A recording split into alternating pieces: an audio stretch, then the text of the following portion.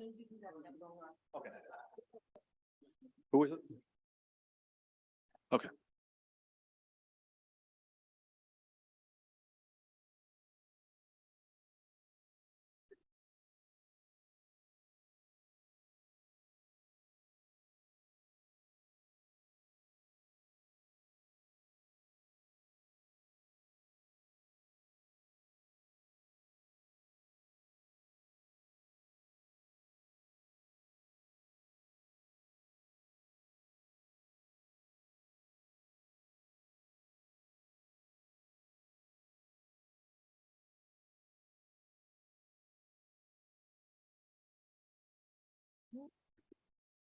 Good evening. Tonight is Monday, February 27.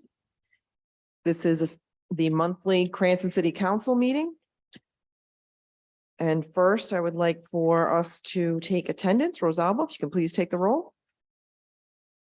Councilman Ferry, Present. Councilwoman Renzulli, Present. Councilwoman Jermaine, Present. Councilman Donegan, Present. Councilman Campiano, Present. Councilman Paplaskas, Councilman Riley, Council Vice President Vargas. Present. Council President Marino. Present.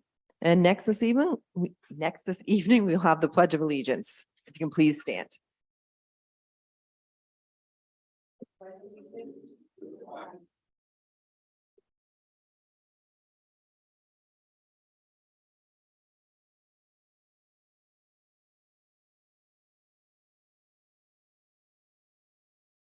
Please be seated.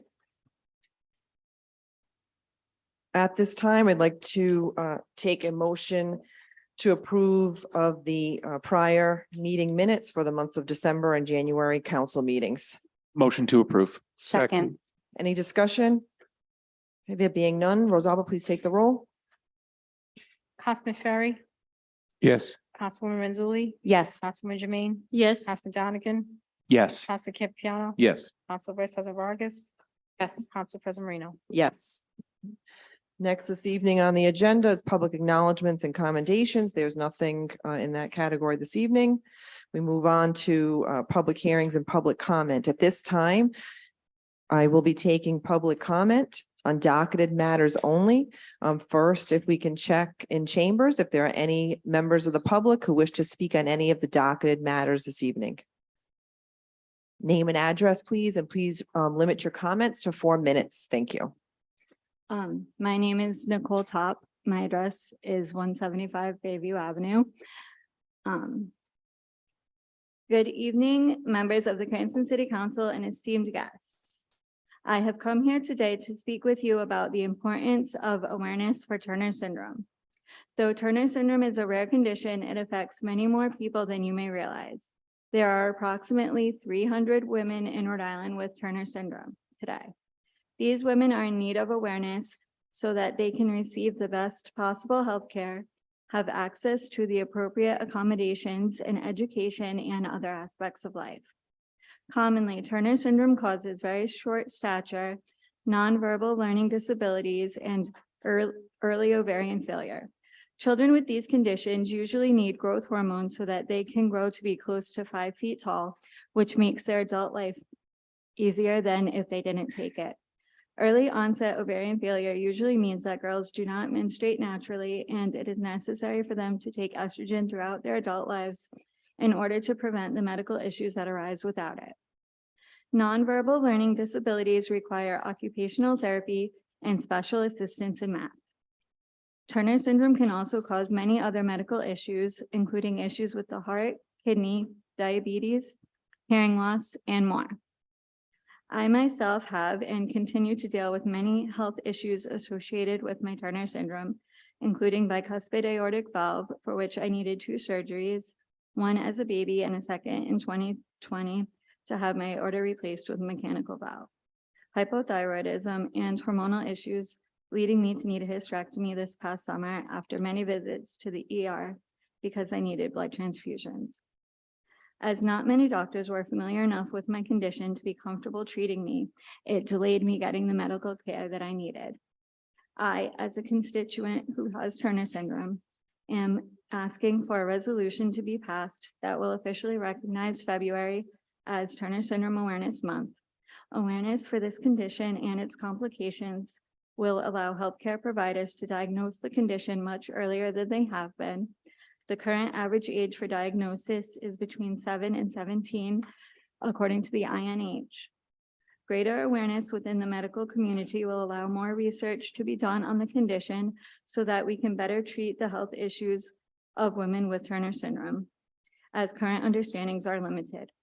Greater awareness of the condition will also allow school districts and teachers to be aware of nonverbal learning disabilities, to be better equipped to help students who have these disabilities. It is my hope that by speaking about my own experiences with Turner syndrome, young girls with the condition will be inspired to share their stories and know that they are not alone. Thank you for your time and consideration. Thank you. Any other members of the public in chambers wish to speak on any docketed item this evening? No? Okay, there being no one else in chambers, Tom, on Zoom, are there any members of the public? See no public comment. All right. Thank you. Next this evening are resolutions. First up, we have the resolution in recognition of February being Turner Syndrome Awareness Month, sponsored by Council Vice President Vargas. Do I have a motion? Motion to approve. Second. Any, and discussion? Council Vice President Vargas. Thank you, Council President. As we just all heard this evening, Nicole, thank you for coming before us. Thanks for bringing Turner syndrome awareness to each and every one of us, for educating us on this. I have to say that I was not aware of Turner syndrome until Nicole reached out to me probably sometime in December, I want to say. And so I decided to absolutely encourage awareness and educate, not just Cranston, but hopefully throughout the state, through your voice and those who have been affected in some way, shape, or form. And here as a council, you know, I hope and encourage passage on this resolution this evening, and make sure that we not only raise awareness as to what Turner syndrome is, but to any other, to medical care in general. And as a woman, right, it's, you know, anything that I can do, or we as women can actually come and join together on so many type of medical conditions that are sometimes unknown to others, but through raising awareness and educating and being that voice, whether it's through the schools, through the government and other avenues, that we can help each other out and make sure that we can help other members of our community who may be affected by medical condition. So this resolution that's come before us, I encourage passage and hope that we can also open up any council members who would like to be listed as a co-sponsor on here, and hoping to continue this resolution each and every year, whether it's through other council members or not, to recognize and have February be recognized as Turner Syndrome Month. So thank you for coming before us this evening. Councilman Campapiano. I would like listed as a co-sponsor. Any other discussion this evening? Councilwoman Renzulli. Thank you, Madam President. I would like to also be listed as a co-sponsor. And Nicole, if you could let us know of any organizations you're involved with. If there's a society in Rhode Island, I just looked it up. I think there is one. If you want us to, post about how we could help you raise money, just anything. If you want to reach out to us individually, I encourage you to do that. And thank you so much for coming today. Councilwoman Jermaine. Thank you, Council President. So I would like to be listed as a co-sponsor as well. And Councilman Donegan. Okay. Councilman Ferry. Ditto. Okay, all right. Well, I would also like to be added as a co-sponsor. Thank you. And Nicole, I just want to wish you great health and happiness in your future. And thank you for sharing this with us this evening and sharing your story and with Council Vice President Vargas to bring this attention. And I really commend you for your bravery and your strength. You have a special gift and we appreciate that. In any way that we can be helpful in bringing awareness, we will gladly do that. Thank you. Okay, and Rosalba, if you can please take the roll. Councilman Ferry, Yes. Councilwoman Renzulli, Yes. Councilwoman Jermaine, Yes. Councilman Donegan. Yes. Councilman Campapiano, Yes. Council Vice President Vargas, Yes. Council President Marino. Yes.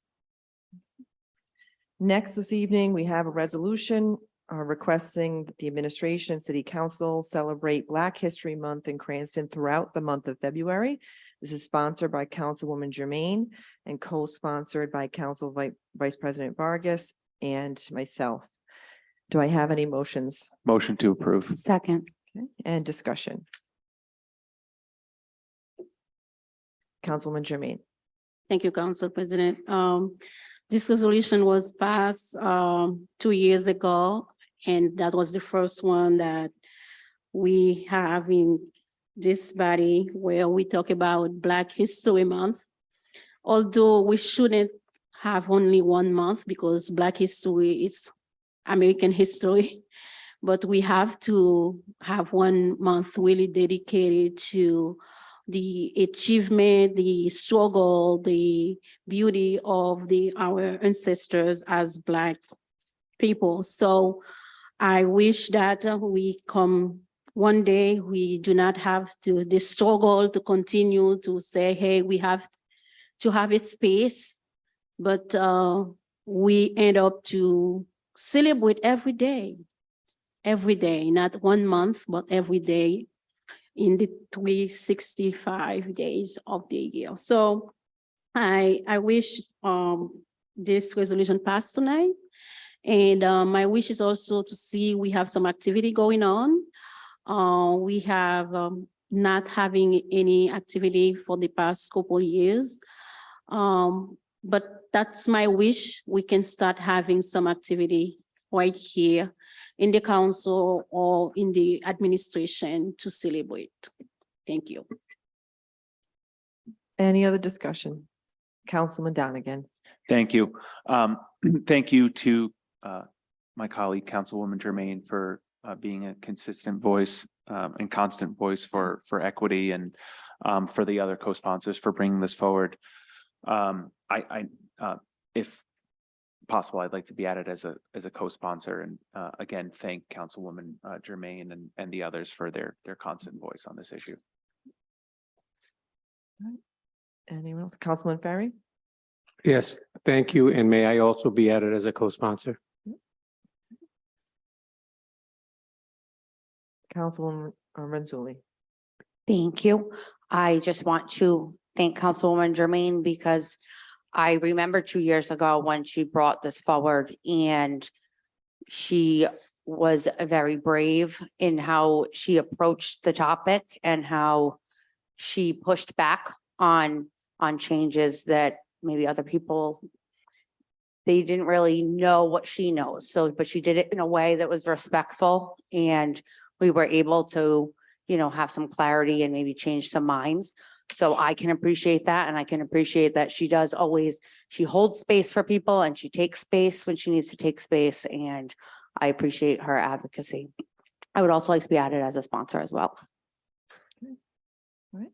Anyone else? Council Vice President Vargas. Thank you. Thank you, Council President. Thank you, Councilwoman Jermaine. One of the reasons that I also had, was added as a co-sponsor on here is to, continue to celebrate on the achievements, of the African American community, and to celebrate as well all the just accomplishments, whether it's through literature, through the arts, through education, in so many different ways to recognize the celebration of Black History Month and everyone. But you're right, it shouldn't be just one month a year. However, this is something that I think that we can continue to work on and make sure that we have some sort of, celebration, hopefully in the next coming year, during the month of February as well, whether it's through the schools, through city government here as well, and then we can collaborate. I think that'd be great. But thank you for bringing this once again before us on here.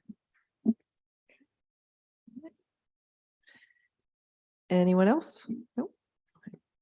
Thank you, Councilwoman Jermaine, once again for your representation, for your strength, for your advocacy.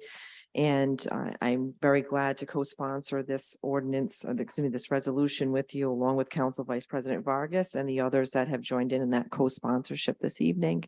And I would encourage everyone to maybe take a step out of their comfort zone, the general public this month, maybe even read a book that you wouldn't otherwise do to open your and expand your horizons as well. I will take a vote this evening with Rosalba's assistance, if you can take the roll. Thank you. Councilman Ferry. Yes. Councilwoman Mazzulli. Yes. Councilwoman Jermaine. Yes. Councilman Donegan. Yes. Councilman Campiano. Yes. Council Vice President Vargas. Yes. Council President Marino. Yes. Next this evening, we have under report of committees. First matter under Safety Services and License Committee, that is actually an error. That matter is already currently on the Safety Services Committee and was continued, so that should not be on this agenda.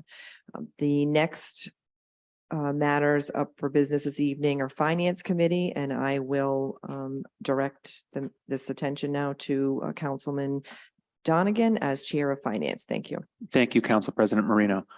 We have several items before us this evening that were passed by or that were approved of by the Finance Committee to be sent to the full City Council meeting. The first was a resolution authorizing motor vehicle tax abatements. This was passed out of committee, and I would urge passage this evening.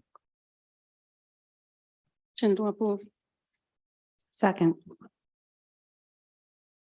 Any discussion? Seeing none, clerk, please take the roll.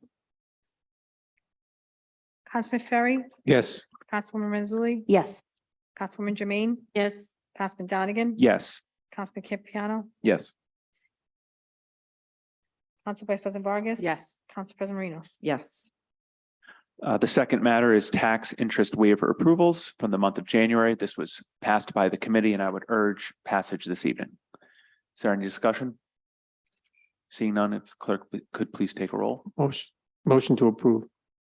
Second. Discussion. Thank you, Councilman Fair. Is there any discussion on the motion? Seeing none, clerk, please take the roll. Councilman Ferry. Yes. Councilwoman Mazzulli. No. Councilwoman Jermaine. Yes. Councilman Donegan. Yes. Councilman Campiano. Yes. Council Vice President Vargas. Yes. Council President Marino. Yes. The third item is tax interest waiver approvals from the February 6th, 2023 Finance Committee meeting. At this time, I would entertain a motion to approve. Motion to approve. Any discussion? Seeing none, clerk, please take the roll. Councilman Ferry. Yes. Councilwoman Mazzulli. No. Councilwoman Jermaine. Yes. Councilman Donegan. Councilman Campiano. Yes. Council Vice President Vargas. Council President Marino. Yes. No, excuse me. And the last matter is tax interest waiver denials from the February 6th, 2023 Finance meeting. I would urge passage this evening. Motion to approve. Second. Any discussion? Seeing none, clerk, please take the roll. Councilman Ferry. Yes. Councilwoman Mazzulli. Yes. Councilwoman Jermaine. Yes. Councilman Donegan. Yes. Councilman Campiano. Yes. Council Vice President Vargas. Yes. Council President Marino. Yes. Okay. Thank you. Next up is public comment for undocketed items at this time. If there are any members of the public in chambers who'd like to speak on an undocketed item, if you can please step up to the podium, state your name and address for the record, and keep your comments limited to 4 minutes.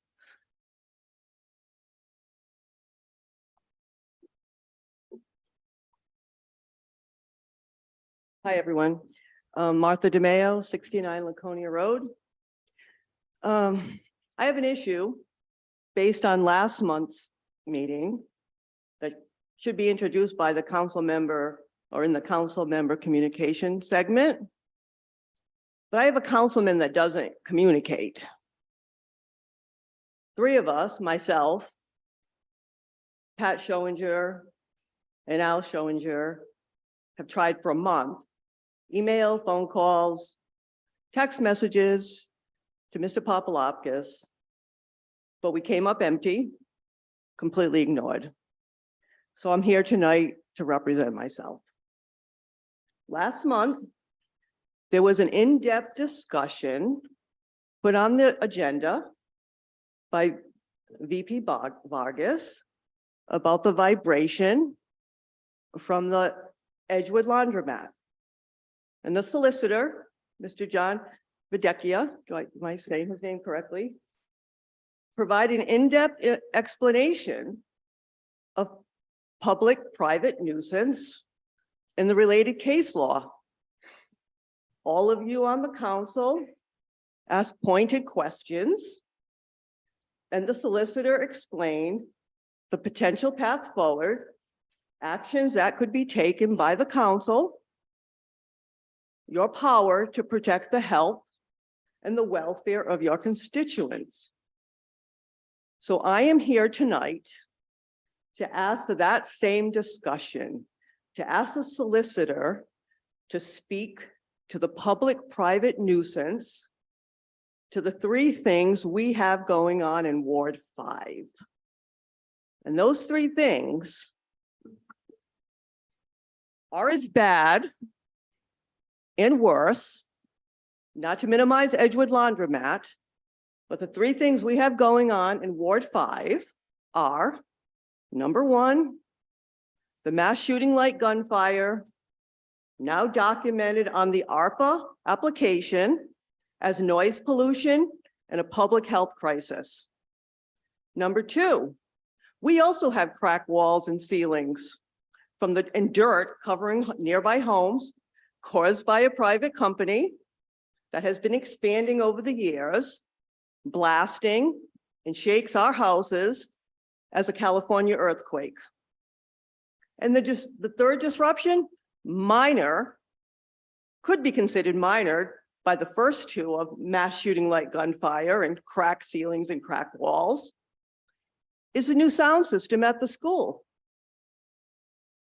In my house, 0.4 miles from the school, I have measured the announcements with that sound system at 70 to 75 decibels. Some days we get to experience all three. So I ask all of you to present the solicitor on the behalf of the people of Ward 5, as you did for the people of Ward 1. Ask him to present the case law, the public-private nuisance law, as it relates to gunfire, as it relates to cracking walls from a gravel pit that it has expanded quadrupled in the past years, and the case law as it relates to public sound systems. Let's have that same discussion so the people of Ward 5 receive the same representation of the people of Ward 1. Thank you. Anyone else in chambers this evening wish to be heard on any undocketed items? No? Okay. And Tom, anyone on Zoom at this time? I see no public comment. Okay, all right, thank you. Next this evening is the election and or appointment of city officials. In this category, the first item up is the swearing in of Tracy Nelson as the city clerk. If Ms. Nelson, at this time, if you can come forward.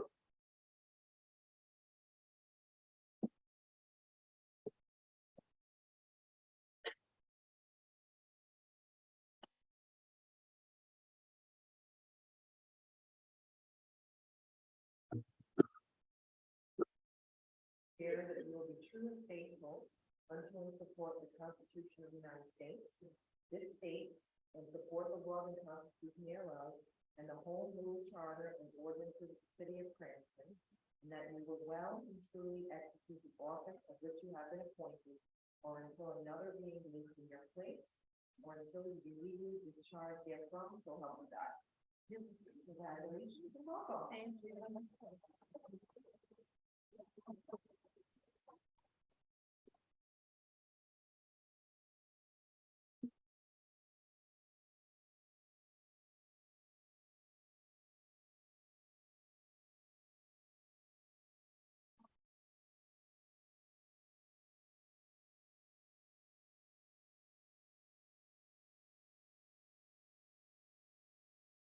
Okay. The next item up this evening is the Library Board of Trustees. We have the appointment of Jennifer Cowart to fill the unexpired term of Tino Palermo for term to expire on July 30, 2024. Do I have a motion to approve? Motion. Motion to approve. Second. Any discussion? Okay, there being none, Rosalba, if you can please take the roll. Councilman Ferry, Yes. Councilwoman Renzulli, Yes. Councilwoman Jermaine, Yes. Councilman Donegan, Councilman Campiano, Yes. Council Vice President Vargas, Yes. Council President Marino. Yes. Okay. Next is a report of city officers. At this time, we'll have the presentation by the Cranston Housing Commission. Thank you. Yep. And Annette, you would, yep, okay, yep. All set. I can share my screen?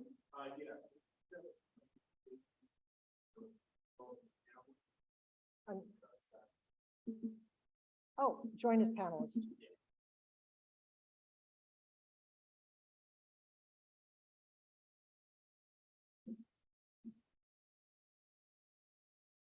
And so now I just do the share screen.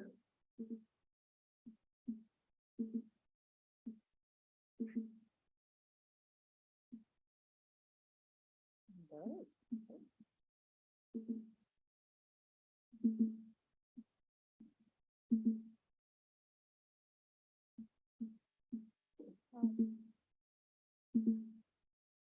All right. Well, can you shrink that? I've got it shrunk. There it goes. Thank you. Thank you, Amy. So, thank you, President Marino, Vice President Vargas, and members of the City Council for providing the Cranston Housing Commission with the opportunity to make a presentation at tonight's City Council meeting. My name is Annette Bourne. I was appointed to the Housing Commission upon its establishment in 2021 and served as Vice Chair that first year. I am Chair in my second year, but please know we will be holding an election at our next meeting 2 days from now, so I'll be stepping down from this role at that time. I'd like to point out that I'm joined here by fellow Commissioner members Amy Rainone, who serves as our Secretary currently, Rob Centuri, who serves as our Vice Chair, and there you are. And I'm spacing on a first name here. Ernie, our Director of Community Development for the City of Cranston. Tonight, we seek to provide a brief presentation to review the Commission's establishment, purpose, and activities to date. We meet the first Wednesday of each month at 5:30. In establishing the Commission in February 2021, please note the amendment of its name from what was established in code originally as the Affordable Housing Commission, which was never implemented. This amendment was intentional, but not to dismiss the importance of affordability, but rather to clearly note the Commission's broad interest in housing affordability overall for all the city's residents, which include homes that occur naturally affordable due to market forces, due to median incomes, as well as homes that are developed with subsidies to maintain long-term affordability for households of low and moderate income, as defined in Rhode Island law. As noted in the Commission's findings, the Council concluded that housing that is affordable to the city's residents is a critical component to overall well-being. Beyond affordability, the findings note the importance of homes that are accessible, safe, and sanitary, and found an acute shortage of such housing. Therefore, the purposes in establishing the Commission included all these points in the next 2 slides. And while I would like to say we have acted on all these, as members of this public body know, that is an aspiration, but not always a reality. That being said, I will highlight a couple of points. On this first slide, I will note the idea of studying the city's housing needs, and in particular, to foster the production of that low and moderate income housing I mentioned from the Council's findings, which is to say, long-term affordable. I am pleased to report that while no study has taken place, we are aware through the Director of Planning, who is a commissioner, that the city is now on task to update the comprehensive plan, which will include much outreach, research, and a chapter on that need. We are also aware that in several multifamily rental developments that are being proposed across the city, the planning department has been able to negotiate the inclusion of 15% of the rental homes as long-term affordable. While we have not yet formally worked with the Plan Commission or the Zoning Board, the commissioners are all in agreement that is a necessary next step, especially on important goals in 2023 that will be covered shortly. To continue with the Commission's purposes, these points indicate a more active role for the Housing Commission as a liaison and resource, which we are still open to, but as of yet, we have not necessarily been sought out as. As the comprehensive plan begins in earnest, it is fully our hope and intention that the Housing Commission will work closely with the Planning Department and the Plan Commission in development of that chapter and the various other chapters where housing is relevant, such as transportation and land use, especially in the outreach and publications that are hallmarks of the best practices for such a plan. With all that, it is my pleasure to introduce the commissioners as noted on this slide. Beyond Amy, Rob, and Ernie, we are a 9-member body, of which 4 represent entities as permanent members. Those include the Comprehensive Community Action Program, better known as CCAP, the One Cranston Health Equity Zone, which CCAP is the backbone agency for, and both our city's planning department and Office of Community Development, which is in charge of housing development and rehab programs funded through our Federal Community Development Block Grant, or CDBG. The other 5 members are appointed, 2 by the majority party, 2 by the minority party, and 1 by a majority vote of the council. 3 of those appointees are for 2 years, including the city council majority member, and 2 are for 3 years. I would like to note at this time, we have just had our first transition of members. Both Amy Raynon and Derek Tutt have been reappointed, and we are joined by a new member, Christina Brown, who was appointed by the council majority. We are grateful for the 2 years of service by Frank DiZoglio, whose appointment expired just last week. Keeping in mind that we are a brand new commission that began during the pandemic, our work included dissemination of information regarding rent relief funds and a request for the use of the city's allotments of ARPA funds, which we are revising and are offering once again based on the understanding that there are still funds available.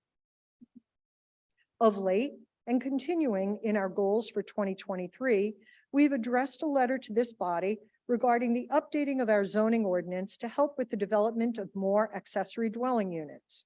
We also continue to discuss and hope to support more means of ensuring the safety and health standards of our rental homes.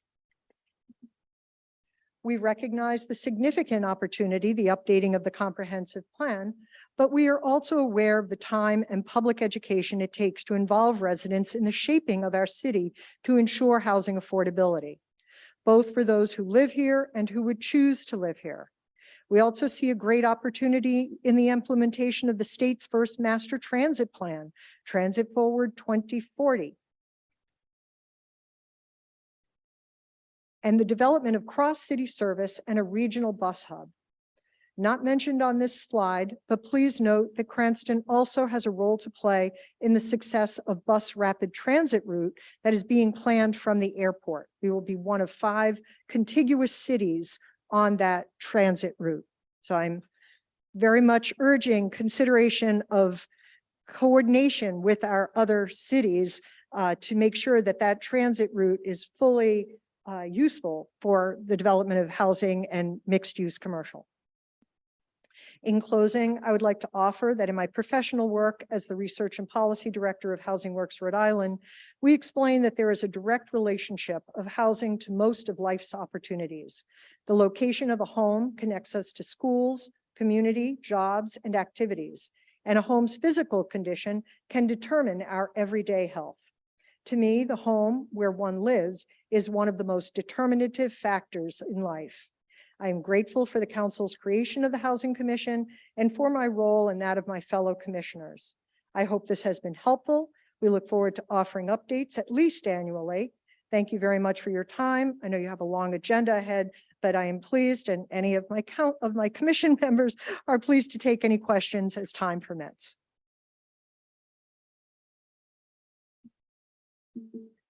Do any members have any questions? Councilman Donegan. Thank you, Council President. Not so much a question, but I just want to say thank you to Annette and Amy and Rob, who are, and Director Tomasiello, who are here this evening, and the rest of the members of the Housing Commission for the time that they volunteer to share their expertise with with us, with the city and the administration. I appreciate the ongoing conversations that we all have, and certainly your expertise and insights on a myriad of issues related to housing over the course of the past couple of years. So just thank you for your time and wisdom. Welcome. Thank you for listening. Councilman Ferry. I would also like to thank all of you for being here, for participating on that commission, and for a new commission making progress right out of the gate. And I want to continue my conversations with you as far as what direction we need to go in and how we can get there. I think progress needs to be still made, and we still need to keep our pedal to the floor. So let's just continue the conversation. Thank you. Any other members this evening? Councilwoman Jermaine. Thank you, Council President. I would like to say thank you to the commission and for the time, the energy, the passion you all put into this commission. So this is one of the commission we can say that set an example. Unfortunately, we have many other commission with, they never met, nothing has done, and we see how precious your time, but when you put your time together to prepare this and present it to us, it means a lot. So that's, you take this responsibility seriously, and housing is a critical component in our life today. So thank you for the work you all doing in this commission. Really appreciate it. Thank you. Any other Councilwoman Renzulli. Thank you. I just wanted to thank you for this presentation. When I read it over earlier, it was very, very clear. I know you're very high level in housing, but you explain it in a way that everyone can understand. And I think that's helpful, not so that, I think that brings us closer together rather than being divisive. So I appreciate that. And I, look forward to the continued conversation with zoning, with the planning commissioners, exactly how it has to go. And I wanted to say congratulations. I did read a press release today that HUD gave Cranston $1 million under the CBDG grants. So I think that's excellent. And I like the work that everyone's doing together. Well, thank you very much. You're welcome. Council Vice President Vargas. Annette, thank you so much to you and the commissioners for this work, and kind of echoing the words that Councilmember Ferry said, right? I mean, this is a commission came in, rolled their sleeves, and got right to work. And I really appreciate that, because I know that pretty much all of you wear multiple hats, right? And so I know it's definitely not an easy task, but these recommendations are very, very well taken on our end. And, I'd like to hopefully continue to see work coming out of our commissions, because otherwise, honestly, like, what's kind of the point of having one where there's really not recommendation or so much doing with that we are doing? The takeaways that you had, or and this is for any one of you in the commission, it seems to be that obviously APRA fund is one of them, which we've seen a lot of cities and towns throughout the country using that for various things within that guideline, but definitely for housing. And the comprehensive plan in our city that is currently, it's, I guess, for lack of a better word, expired, right? And that we need to obviously They give it a expire look. at the state level, but Right. they're always enforceable at the local level Until the new one until the new one is right. replaced, correct? So, what are your biggest takeaway, I guess I should say, as not just only commissioners, but as residents of the city of Cranston? And if you could actually say, like, this is the one big recommendation, particularly with all of your backgrounds on here that we're saying, I mean, and it's probably hard to pick one. What would you if- say? If I had one thing to say, I would say make as much of our commercial corridors as we possibly can, and to envision them in a future role, right? I mean, I think it, and I'm sorry to wax philosophical, but this is my business. I think, we get stuck in our present and whatever our history is. So when we think about, the Euclidean zoning, which was a division of use, right? You didn't want, a butcher shop next to a house because of, dangers, right? And now we have much more opportunity to mix commercial use with residential. We have much more opportunity to have clean driving buses. We have an electrical charging station for our RIPTA buses here now, or will be. And so to really envision those kinds of buildings that really bring vibrancy and walkability to a community. And, I live near Warwick Ave. I see a lot of older, strip malls that, seem to have lived out their purpose. I imagine them, a bit taller with mixed use, both commercial and residential, especially if Transit Forward, gets implemented and funded. I urge all of you to go to Transit Forward 2040 and really look, Cranston really plays a prominent role in that. And I would certainly offer any of my fellow commissioners, Amy Rainone is at Rhode Island Housing, and Bernie's got $1 million to spend. Thank you, Annette, and thanks for the question. I would just add one thing, which is, Cranston is a very suburban community. We have really good infrastructure, transit access, a lot of the things that are important for housing, particularly affordable housing. And yet only 5.5% of the housing in Cranston is affordable. And very little has been developed for quite some time in the city. And it's been great to have participating in the commission with the planning department staff. And it does seem like there are a lot of things happening now that haven't happened in a long time around creating more affordable housing opportunities. But it's really all about making it possible for that kind of development to happen. And as Annette said, that's the zoning, welcoming multifamily housing, and the opportunities are there. The city has the infrastructure and the land to support that kind of development. It's really just about focusing on how we do that. Thank you.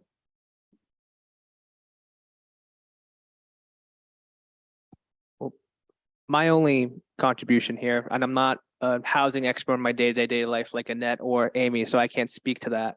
But what I can speak to in my time on the commission since pretty much the beginning now is that the biggest takeaway that I have in terms of housing in Cranston is opportunity. And Dave belayed the point about, with transit and with the housing stock and infrastructure. And, I've lived in Cranston 32 years now. So I have seen the city change quite a bit over that time period. I'm sure anyone who's lived here that long has seen. And I think that the biggest thing though is the next 10 years and what it can mean in terms of the housing supply, especially in terms of the health of the housing supply, as I'm sure all of you hear from many residents about, say, their pipes. That's a big issue that hopefully we'll be seeing some federal money here in Cranston for, hopefully, fingers crossed. But, so there's a lot of opportunity, I think. And I think the biggest thing is just that we have to be proactive and we have to take a stance that about, I would say, I don't want to say like a greater good more so, but really we need to take a stance that, this is an issue that needs to be addressed. I think one thing that comes up in our meetings all the time is it's not just a Cranston issue. Don't get us wrong. It's a Rhode Island issue in many ways. I think it was Rhode Island had the second amount of construction permits only behind Vermont issued in recent years. I think that's correct. Oh, sorry, we're the lowest now. So we've moved down just a slightly bit. But that being said, that's a good point of, we're not taking advantage, I think, as a state, what we have before us, and that can be seen in the fact that the median house in Rhode Island now is $410,000.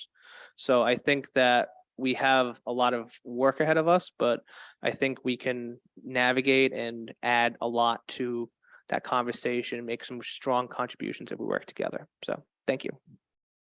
Thank you so much. I appreciate you both and sharing that information. I actually was not aware of CDBG dollar coming into the city. I don't know if that was an announcement that was just done today. I know that it could only be allocated towards certain sections that Yeah, qualified for So, that. So I don't want to put Ernie on the spot. So Cranston is one of 6 entitlement cities in the state. And those 6 cities receive direct funding from HUD for the Community Development Block Grant. A substantial bulk of that money in our city and in many of the other entitlement cities go to rehabilitation of stock. You do need to be income eligible, but those properties are not encumbered in any way. So if you have neighbors or friends and people constituents who call who have different issues, you should definitely refer them to the Department of Community Development. So, and I believe Rhode Island Housing even has a program these days, right? To the home repair. Office of Housing Community Development. So, Thank you. And You're yeah, no, I knew definitely we get funds. I just didn't know we got $1 million allocated just recently. yeah, we have a 5-year but I'm plan familiar every year with that it. gets Okay. updated. So, Thank you so much. okay. Any other council members? Councilman. If Farrell. I may, Council President Annette, I'd like to direct one more question toward you, if you don't mind. You mentioned the upgrading the commercial corridor or creating a commercial corridor. How vital do you feel that the Legion Bowl project is in that statement? Super duper. I'm so excited for Legion Bowl. I mean, again, I'm speaking personally now as a housing person. So, but I think that is, a catalyst type of development. And, for people who don't think of Park Ave as a walkable corridor, I think maybe you're not around between 2 and 4 o'clock in the afternoon and you see a lot of, teenagers and other people who are out and about. And, it could help with building up our infrastructure, and it attracts other businesses. It attracts other things to an area. So, and if RIPTA has its way, we will have cross-city service, which would be very important to making those kinds of developments not need as much parking as is being required of them. So, yeah, Thank you. you're welcome. Councilwoman Jermaine, go ahead. Sure. Thank you, Council President. As you speak, I have something on my, there are so many, you talk about opportunity that existed here in Quincy. But if there's something I realize, I don't know if it's cultural thing, it's like not in my backyard. Right, NIMBY is. Everything yes. that is proposed to the city, and you have people who categorically is not in my backyard. That's the culture. How in the commission or whether of the commission, how we can probably educate people, tell people that we are in evolving time and things has to be changed the way we do it 20, 30 years ago. So That will- how we can cope with that Right. That will be cultural, part of not the- in my backyard. That will be part of the comprehensive plan process. Believe it or not, there is actually a national movement of what is called YIMBYs. So yes, in my backyard. And there's actually movement afoot here in Rhode Island to kind of create that. But it's really about just getting out and talking to your neighbors, right? It's about making sure, what drives NIMBYism is a fear of change, right? And that's a human instinct, right? That's not something that I think people want, to think about. you know, my own, you know, family, you know, moving from Brooklyn to Queens, you know, people have moved like that all over Rhode Island. And once you get into that other place, it's what I was saying earlier, you kind of feel like that's the fixed place, right? But people in 1960 couldn't possibly know what technologies and things that we have in 2023. And we can't really imagine what is going to be 40 or 50 years from now. I know that the other day we were on the site walk for the new development being proposed across from Printworks. And, you know, there was a reference made to the parking, and somebody brought up a historical example that was from 1974. 1974, sorry for everybody born 1974 or earlier, but, you know, it was almost 50 years ago now. And so there's a lot different. And I know that we went through a period of time where people were like, oh, I don't want to walk, right? I want to get in my car and go. And that is not how younger people feel today, right? I mean, the reason my own neighborhood, which, you know, Lammas is a modest neighborhood on the eastern side of the city, not too far from Parkview Middle School, is actually burgeoning is because there are young families moving into my neighborhood now because it is a walkable area. I can walk to William Hall Library. I can walk to Shaw's and Stop and Shop. I can walk to a variety of houses of worship if I chose to. So those are the kinds of amenities that people are looking at. I'd invite you to talk to the realtors. ADUs, accessory dwelling units, should not be a controversial issue. We are an aging state, and ADUs are very flexible, both for, you know, the college kid who wants to come home for a little while, or for the aging parent or grandparent, or for, you know, that long lost cousin who wants to move back to Rhode Island from California because they can't afford it anymore. So, thank you. Any other council members? Okay, no. Right. At this time, I want to thank you, Annette, for all of your advocacy and your work on the Housing Commission as the chair and as a member, and all the commission members, those here this evening and those not here this evening. I understand the commitment when it comes to volunteering your time and what a sacrifice that is. And I can't understate how much I know I appreciate it. I'm sure others do too. In addition, you know, you all bring a wealth of both individual and aggregate knowledge to this area. The experience that you have is just something that is invaluable. And we greatly appreciate it. And I think from what you've heard this evening and from, you know, individual conversations that you've had over the years with council members, I think you understand the commitment for many of us, if not all of us, to this issue and wanting to facilitate improvement in any way that we can.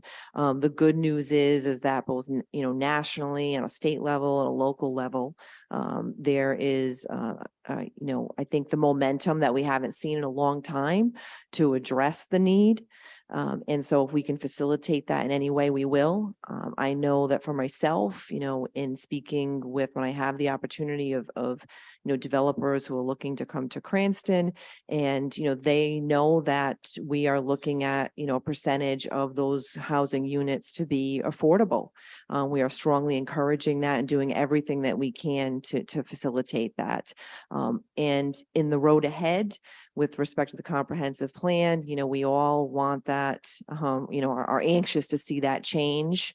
And the role of the commission will be vital in a collaborative way to the improvements needed to the comprehensive plan to address this area. And we look forward to your volunteerism and the hard work ahead. Thank you.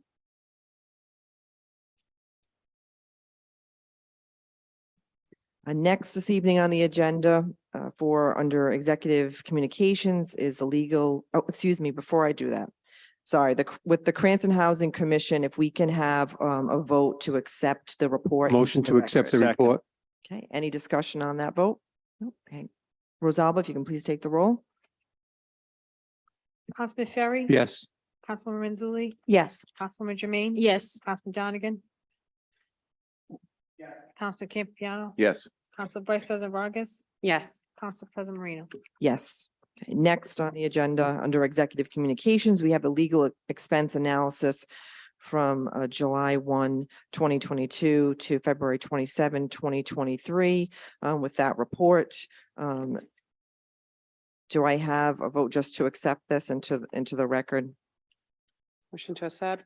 Second, Is there any discussion on this report this evening for the administration? Yeah, Councilwoman Renzulli?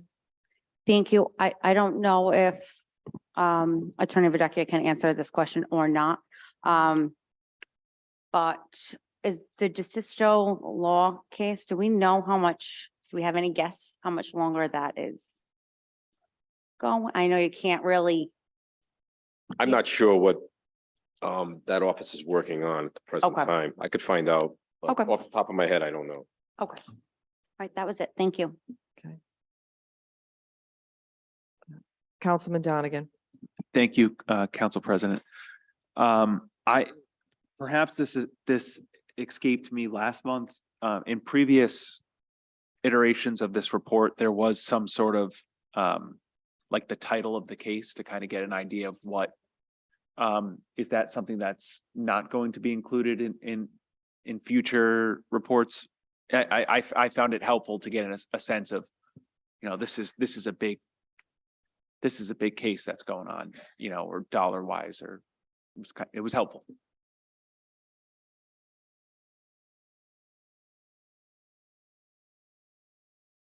Councilman, I'm going to speak to Solicitor Malay about that because I believe at one time we did put the title of the case, which is public information.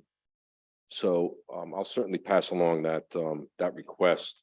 Thank you. Because it would, I think it would clarify and answer some questions if we had the case title on there. I'll do that. Thank you very much. Any other discussion? Okay, actually, I have some, thank you, Councilman Donegan, because I was going to ask that question too. The form of the report is different than it previously has been in terms of the case missing.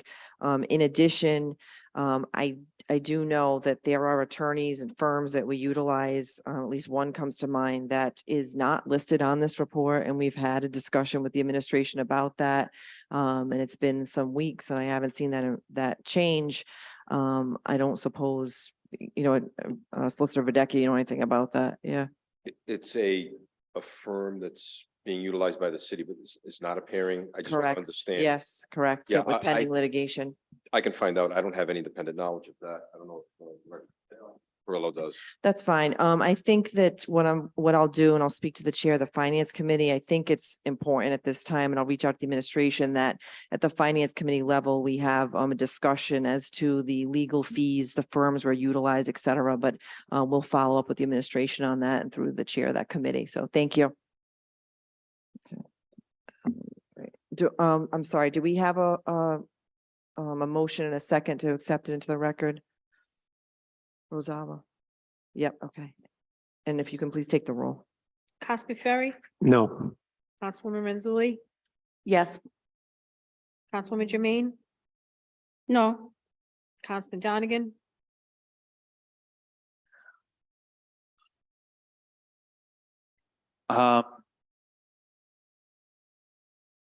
No. Councilman Campiano, Yes. Council Vice President Vargas, Can I ask a question? What are we taking the vote on? Because there's no vote on the legal. Just to accept it Oh, into the just to accept record. it, yes. That's it. Yep, it's just a Council formality. President Marino. Yes.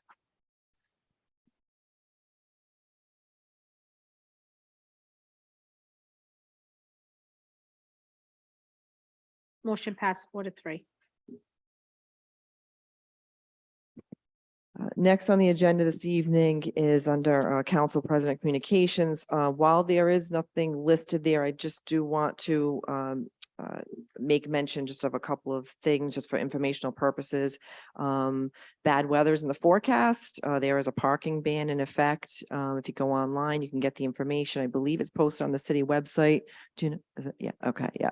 And hopefully, we will all manage through this okay.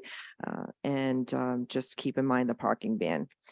The other item is with respect to the audit. The council has been informed through the auditing firm and the city's finance department that extension was granted and that we have yet to receive the report, but we should be receiving it soon. Hopefully today or tomorrow is my understanding, but just want the public to understand that. Okay, and that's it on my end. Council member communications. I don't see anything on the agenda this evening. Next, we don't have any council business matters carried over, so now we're on to the introduction of new matters before council. Before we take a vote on these, I do want to make some housekeeping notes. One is on page 5 of the docket. Ordinance 2-23-07 contains a scrivener's error. It should read ordinance and amendment of Title 3, not 17. Of the code, and the chapter is erroneously noted there. It should read chapter 3.97.030. The other note for this evening is a little further down on the page 5, tax incentive application for Miniature Casting Corporation. Being referred to finance, that I understand is being withdrawn at this time, so that will not be referred to committee.